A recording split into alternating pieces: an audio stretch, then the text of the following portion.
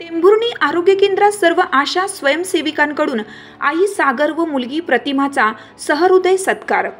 तोकड्या मानधनावर पोटाला पिळा देत कुटुंबाचा उदरनिर्वाह करणे या काळात मरण यातना भोगण्यासारखे आहे।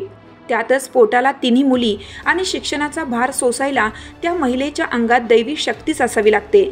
सर्व जबाबदारी स्वतःच्या खांद्यावर असल्याने दारोदार फिरून सर्वसामान्यांच्या आरोग्याची काळजी घेत मिळालेल्या मानधनात मुलीला शिकवले आणि मुलींनीही आईच्या परिस्थितीची जाणीव ठेवत पहिल्याच प्रयत्नात जिल्हा परिषदेच्या आरोग्य विभागात आरोग्य सेविकेचे पद मिळवून यश संपादन केलं।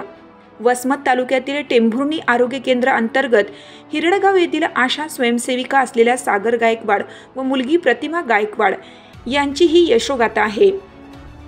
सागर गायकवाड या हिरडगाव येथे आशा स्वयंसेविकेचं काम करतात। त्यांना 3 मुली आहेत। घरची परिस्थिती अल्पभूधारक असल्याने नाजूकच। मिळणाऱ्या मानधनातून कुटुंबाचा उदरनिर्वाहाचा प्रश्न ऐरणीवर असताना मुलीचे शिक्षण कसे करायचे हा यक्ष प्रश्न त्यांच्यासमोर होता।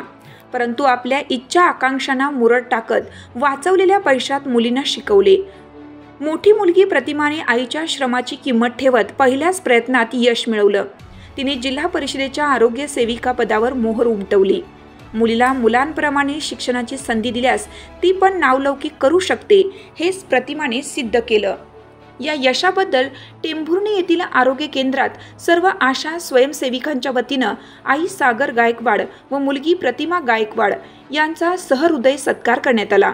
यावेळी वैद्यकीय अधिकारी अंकिता गजमल, आरोग्य सहाय्यक श्री पवार, सतीश कांबळे, ANM गोरे उपस्थित असून आशा स्वयंसेविका अनिता चव्हाण, आशा गटप्रवर्तक दीपाली पडोळे, रेखा कदम यांनी मनोगत व्यक्त केली। यावेळी सर्व कर्मचारी व आशा वर्कर उपस्थित होत्या।